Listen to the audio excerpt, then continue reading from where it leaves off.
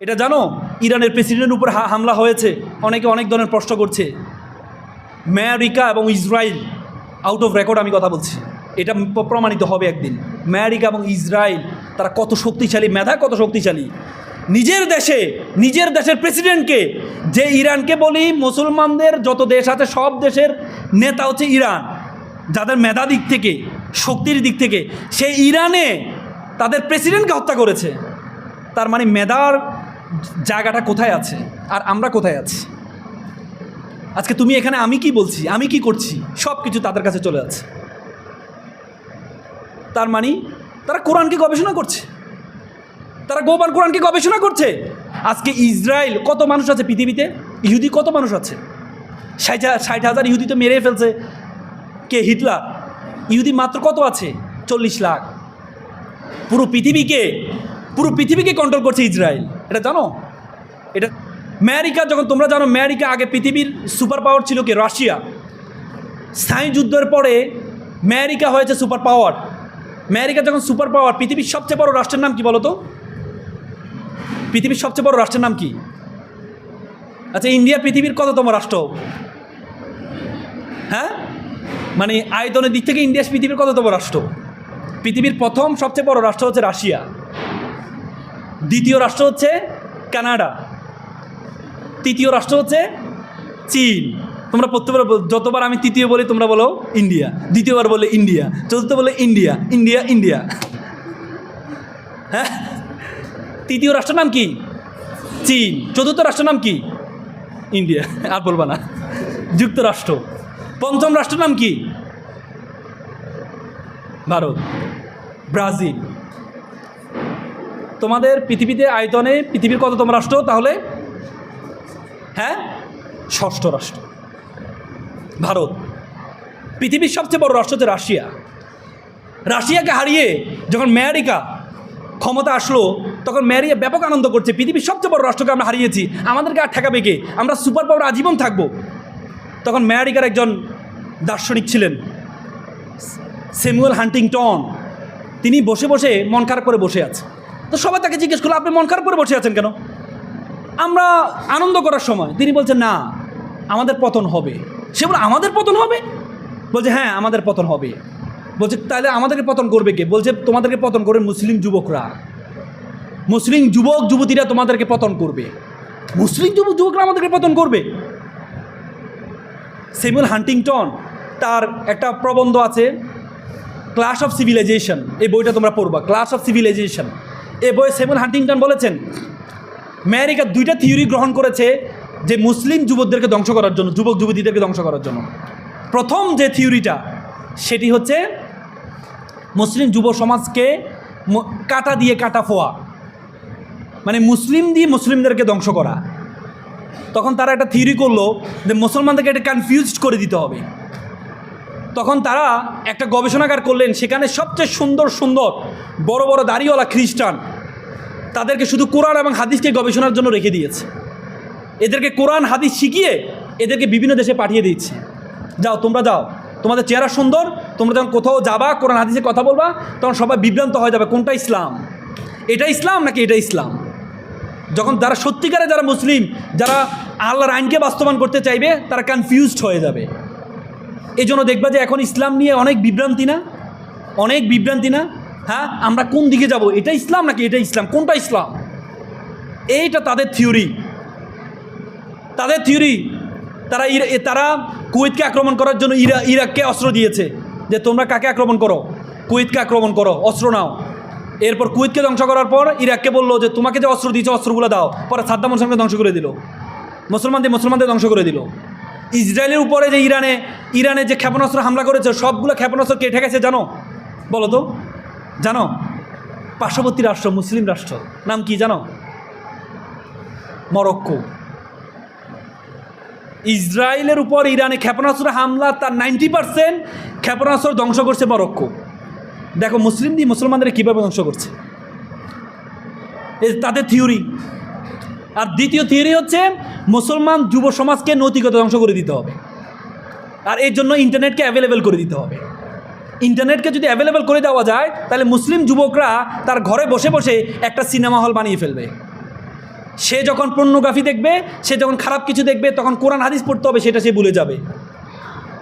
একটা গবেষণা দেখা যাচ্ছে পৃথিবীর পর্নোগ্রাফির সাইটগুলোতে সবচেয়ে বেশি ব্রাউজার হচ্ছে মুসলিম রাষ্ট্রগুলো। This is the very alarming for our Muslim উম্মাহ। This is the very alarming for our Muslim উম্মাহ। পর্নোগ্রাফির সাইটে সবচেয়ে বেশি প্রবেশ করে মুসলিম কান্ট্রিগুলা, তার মধ্যে এগিয়ে হচ্ছে পাকিস্তান। তার মানে মুসলিম যুবকদেরকে ধ্বংস করার জন্য তারা পর্নোগ্রাফিকে অ্যাভেলেবল করে দিয়েছে, অ্যাভেলেবল করে দিয়েছে। তাদের থিওরি দিয়ে আজকে মুসলিম সমাজকে, মুসলিম যুবক এবং যুবতীকে ধ্বংস করে ফেলছে। আজকে মেয়েরা, তোমরা এক একজন, তোমার যে মাথা, তুমি চিন্তা করো তোমার মাথার মধ্যে কি আছে। একটা হাতির মাথার ওজন কত জানো? বলো তো। হ্যাঁ, একটা হাতির মাথার ওজন 10 থেকে 12 কেজি। আর তোমার মাথার ওজন কত জানো? 1.5 কেজি। তুমি কি হাতিকে চালাও নাকি হাতি তোমাকে চালায়? হ্যাঁ, তুমি হাতিকে চালাও। তার মানে তোমার একটা মাথা, একটা ব্রেন আল্লাহ তাআলা তোমাকে দিয়েছে। এই মাথার ব্রেনকে কাজে লাগাইতে হবে, এই মেধাকে তুমি কাজে লাগাইতে হবে। আজকে ইহুদি, নাসারা, খ্রিস্টানরা তারা মেধাকে কাজে লাগাচ্ছে, আমরা মেধাকে কাজে লাগাতে পারছি না।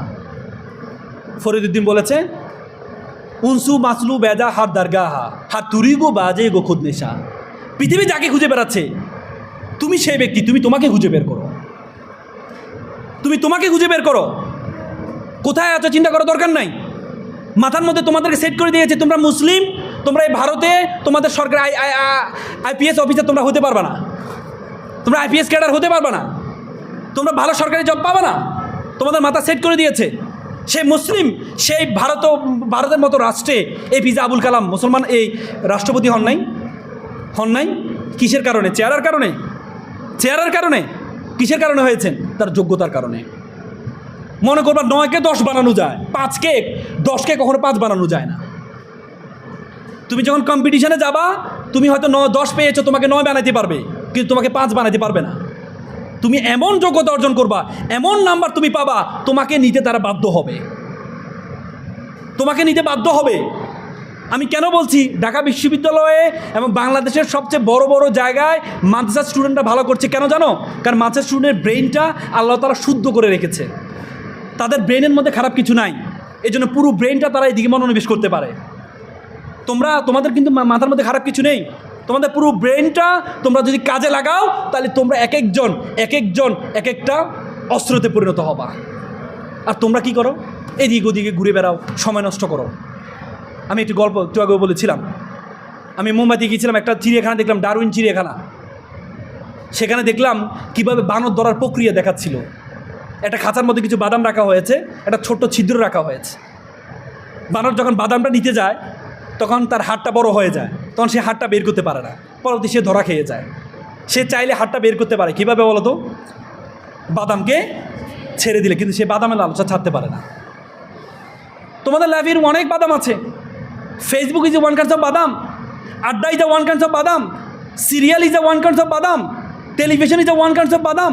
সে বাদামের লালসা যদি তোমরা সার্টেন টাইম না ছাড়তে পারো, তাহলে তোমরা বানরের মতো খাঁচার মধ্যে বন্দী হয়ে যাবা। এপিজে আবুল কালাম বলেছে, প্রজাপতির পিছনে ঘুরিও না, ফুলের চাষ করো, প্রজাপতি তোমার পিছনে ঘুরবে। কেন তুমি প্রজাপতির পিছনে ঘুরছো? তুমি যোগ্যতা অর্জন করো।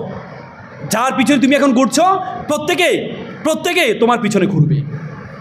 তো মন খারাপ, তুমি মন খারাপ করো যে আল্লাহ আমাকে ভালো চেহারা দেয় নাই, আল্লাহ আমাকে কালো বানিয়েছে, মন খারাপ করো। এই মন খারাপ যদি এপিজে আবুল কালাম করতেন, তাহলে এপিজে আবুল কালাম কি রাষ্ট্রপতি, ভারতের ইতিহাসে সেরা রাষ্ট্রপতি হতে পারতেন?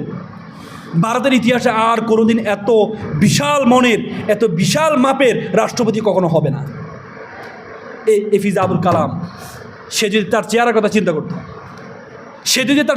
চিন্তা করতো, তুমি যোগ্যতা অর্জন করো, তাহলে তোমার যে উইকনেসগুলো আছে সেটা ইউনিকনেসে পরিণত হবে। আমি ছোট্ট একটা গল্প বলি। আমাদের দেশে একটা ছেলে প্লে বয় ছিল, খুব চমৎকার চেহারা, সে সবসময় সুন্দরী মেয়েদের সাথে প্রেম করতো, এই জন্য পড়াশোনা আর করে নাই, ও এগুলো নিয়ে চলছে। পরে যখন বাস্তবিক জীবনে আসার যখন চিন্তা করলো, এখন তো কেরিয়ার দিয়ে চিন্তা করতো, বিয়ে শাদী করতে হবে। কারণ বিয়ে শাদী করতে হলে সে চিন্তা করলো, নিজে তো ইনকাম করি না, একটা ইনকামওয়ালা মেয়েকে বিয়ে করি, তাহলে অ্যাটলিস্ট তার ইনকাম দিয়ে চলতে পারবো। পরবর্তীতে সে তার বন্ধুকে বলে, বন্ধু চলো একটা মেয়েকে দেখে আসি। মেয়েটা গভর্নমেন্ট জব করে, চলো দেখে আসি। বন্ধু দেখলো এই মেয়েটা কালো। বন্ধু তুমি তো সবসময় সুন্দরের পিছনে ঘুরতে, মেয়ে তো কালো।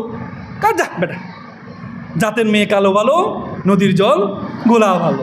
কালো, এটা জাতের মেয়ে, এটা অনেক সুন্দর। তোমার মেয়ে চোখ না, চোখ ভালো নাই। একটু পরে বন্ধু বলতে, বন্ধু এই মেয়ে তো ট্যাড়া। সে যা, এটা লক্ষ্মী ট্যাড়া। কী ট্যাড়া? লক্ষ্মী ট্যাড়া। মানে তার কাছে দেখো, তার যোগ্যতা আছে বলে তার যতগুলো উইকনেস আছে, প্রত্যেকটা উইকনেস ডাইভার্ট টু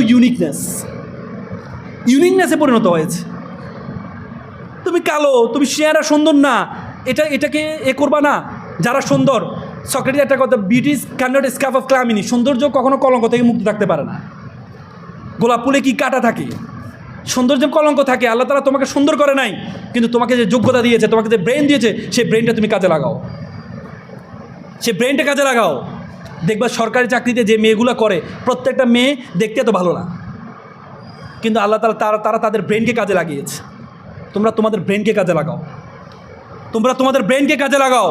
এখনও সময় আছে, এখনও সময় আছে।